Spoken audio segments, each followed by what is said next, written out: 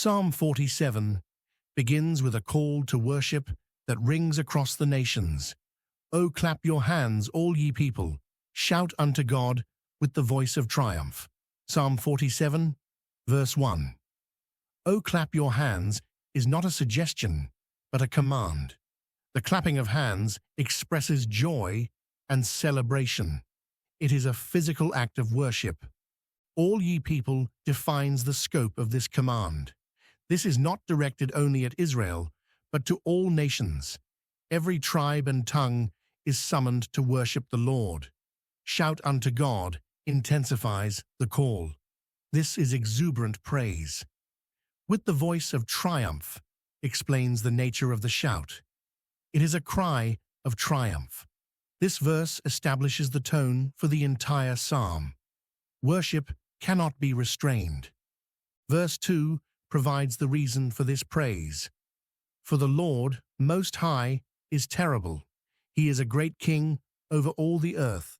Psalm 47, verse 2.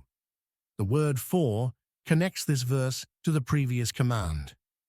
The call to worship is rooted in the very essence of God's being. The Lord Most High uses two names for God. Lord is the covenant name Yahweh. Most High stresses God's supreme position above everything.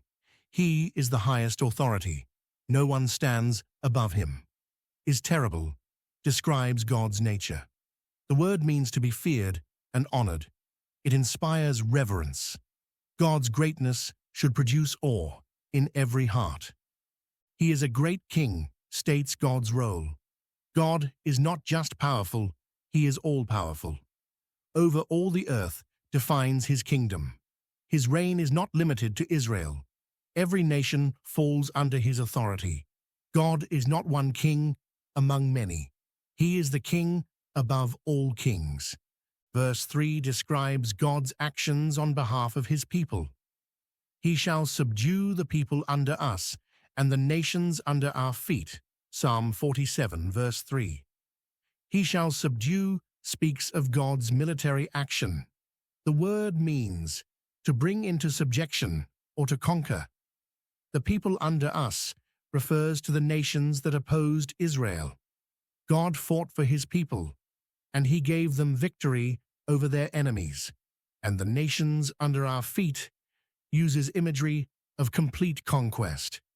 In ancient warfare, victors would place their feet on the necks of defeated kings. This symbolized total domination. This verse recalls God's faithfulness to Israel. He brought them into Canaan. God defeated their enemies, and he established them in the land. Every victory Israel experienced came from God's hand.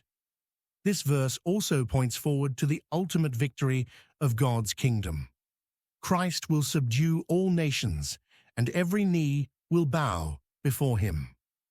Verse 4 continues describing God's gracious acts. He shall choose our inheritance for us, the excellency of Jacob, whom he loved. Selah. Psalm 47, verse 4. The phrase, he shall choose our inheritance, speaks of God's sovereign selection. The inheritance refers to the promised land. God chose it and gave it to the people. Israel did not earn it. For us, emphasizes the personal nature of God's gift. This was not an abstract blessing, but a specific provision for his people. The excellency of Jacob describes the people. Whom he loved gives the reason for God's gift. God's love for Jacob and his descendants motivated his actions. This love was not based on Jacob's merit. Jacob was a deceiver.